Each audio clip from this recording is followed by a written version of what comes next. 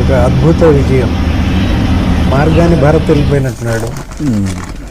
Counting right. Welcome back. ఈ బాలకోట గారు ఈ కొడాలి నాని పోలింగ్ బూత్ నుంచి కౌంటింగ్ బూత్ నుంచి వెళ్ళిపోవడాన్ని స్వీట్ ఇస్తున్నారు. మాట్లాడితే స్వీట్ తీస్తున్నారు ఏంటండి మీరు?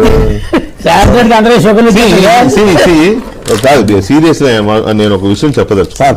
మనం డిబేట్ లో ఉన్నాం, ఇది మీడియా. మనం ఇటువంటి పనులు